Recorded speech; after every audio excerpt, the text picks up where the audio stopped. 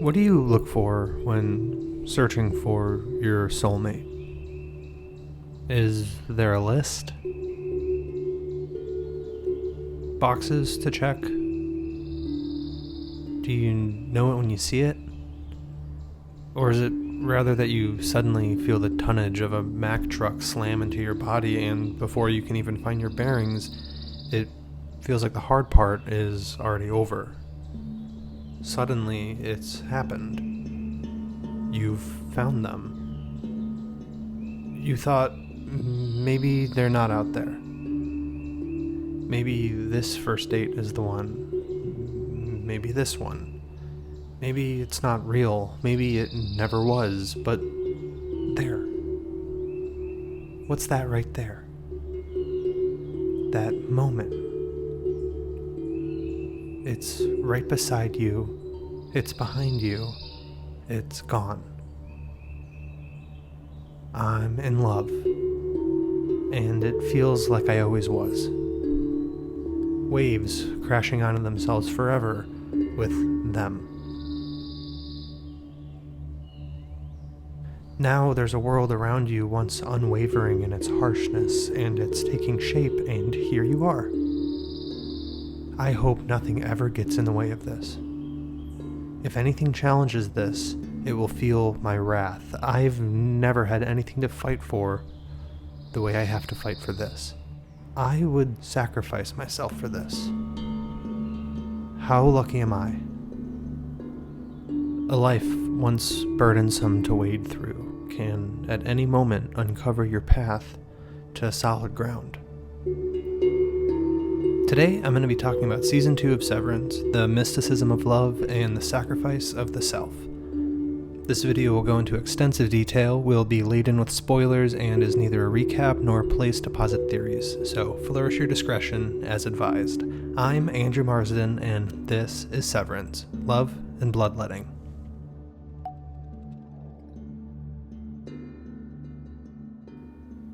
Who the fuck are you?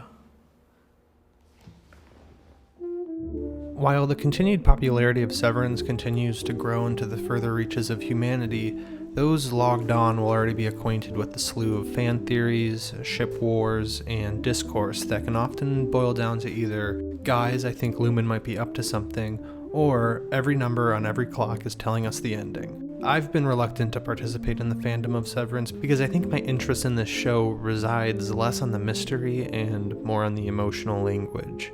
Don't get me wrong, I really appreciate the slow drip feed of narrative and finely manicured tempo of this story, but I always come back to the feelings of these people. The ugliness they're capable of, the innocence they can show, and the hoops they're willing to jump through. With this second season, pretty early on, all I could think about was love. The brightness of young love, the tenacity of an old one. Near the end of this season, I thought solely of the sacrifice. Whether the blood you shed is figurative or literal, the battle is fought because that's what battles are for. Love is worth fighting for, even when you're fighting some invisible forces that are at times mysteriously overbearing authorities or yourself.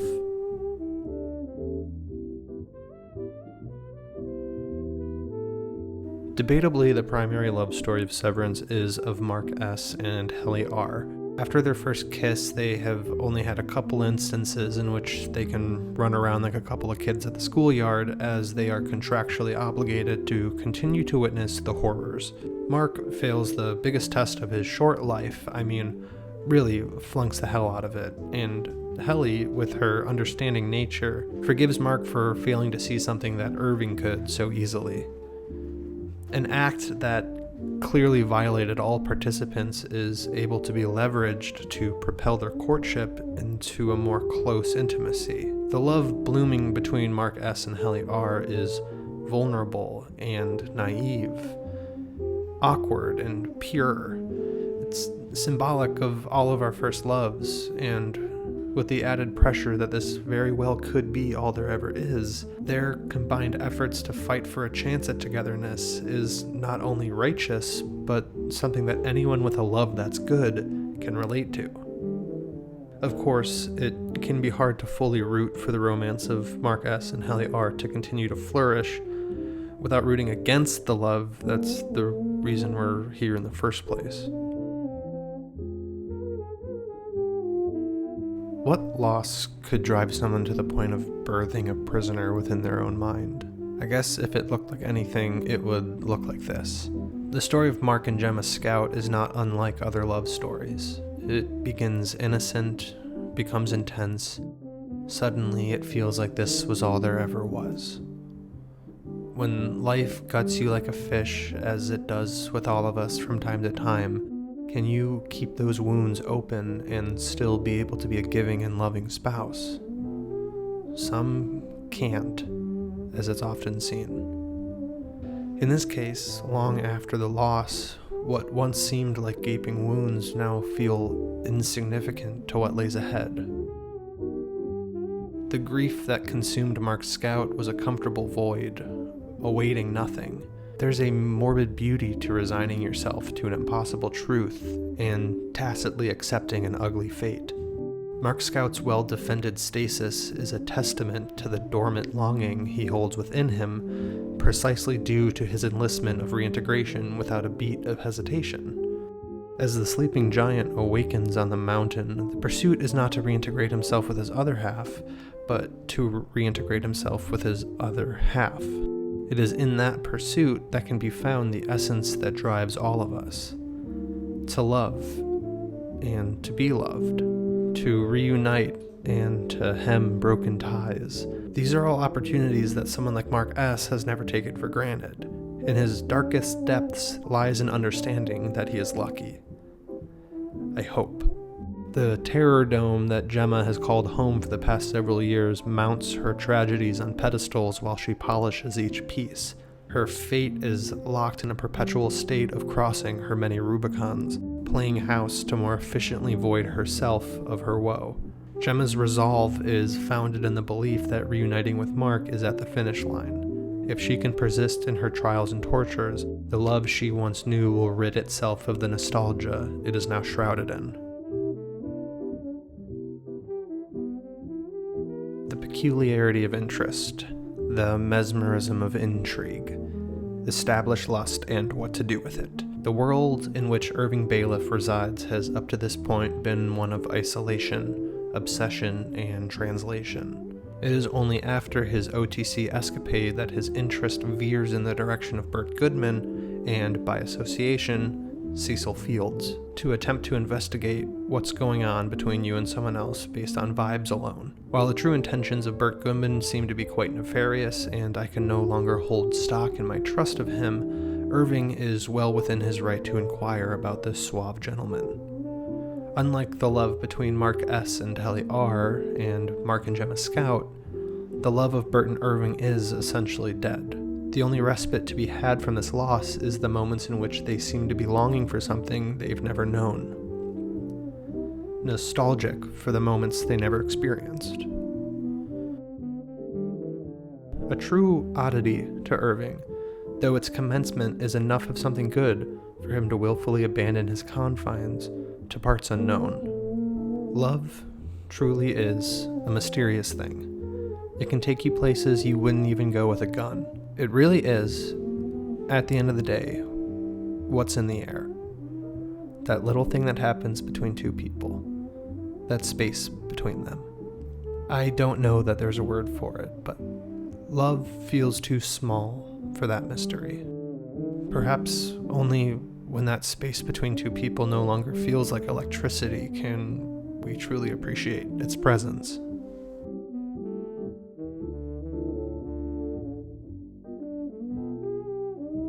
A spark can sometimes be a fickle thing. This world can be an unrelenting place. When Dylan George leaves the house in the morning, he does so with the intention of providing for his family without having to be preoccupied with his perceived incompetencies. A man disenchanted with his life, will eventually become disenchanted with all aspects of his life. His wife, his children, his drive, his purpose. If and when this domestic malaise takes root in someone, all suffer.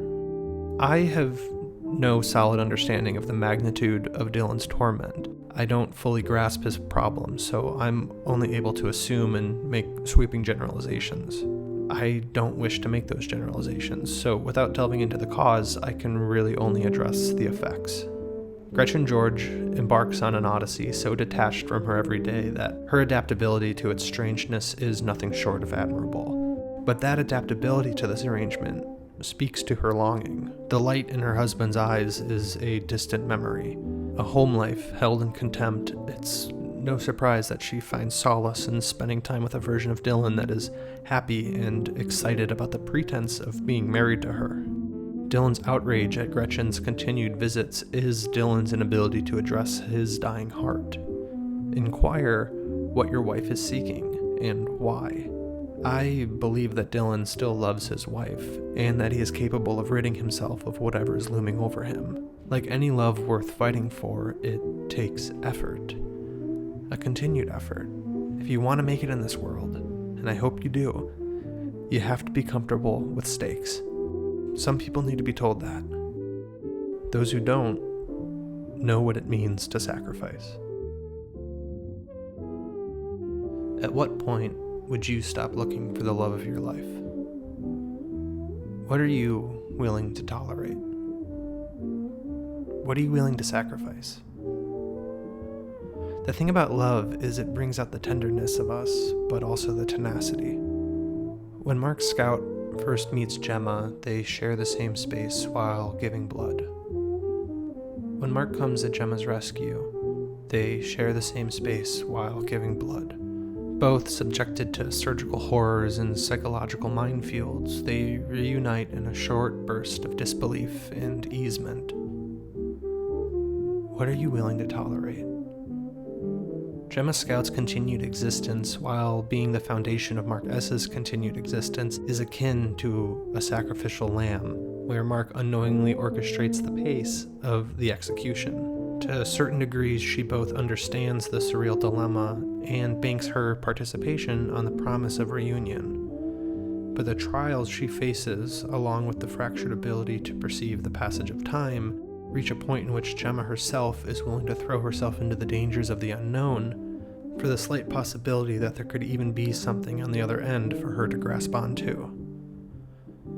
If only she could have known how close she was all along. If only Mark could have sacrificed something greater sooner.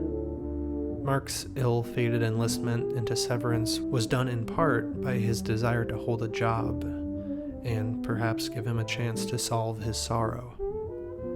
In doing so, he is aided in the effort to solve Gemma's sorrow, and we can see the horror of what that could look like. Mark S. and Mark Scout know what love is. They are both willing to sacrifice the other to be with their love, regardless of what that may mean. Irving sacrifices himself, effectively ending his life to expose the rat.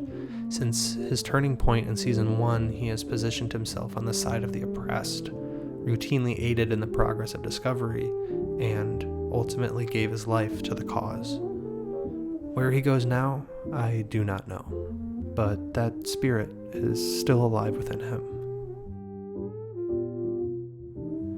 I think at the heart of this show, which is both dense and vast, lies the simple notion. All you are and all you will ever be is what you do with your love and what you do with your loss. Everything around you either falls into the mold or at the wayside. The lengths we go to numb our pain. The strength we find to fight for what we have to fight for. The blood we shed and the sacrifices we make. It's all love, baby. Always has been. I'm going to continue to cheer on Dan Erickson, Jessica Lee Gagne, and Ben Stiller in their quest to distill these emotions into something mysterious and important. Something potent and all-encompassing. Thanks for sticking with me through this. I hope you've been doing well out there.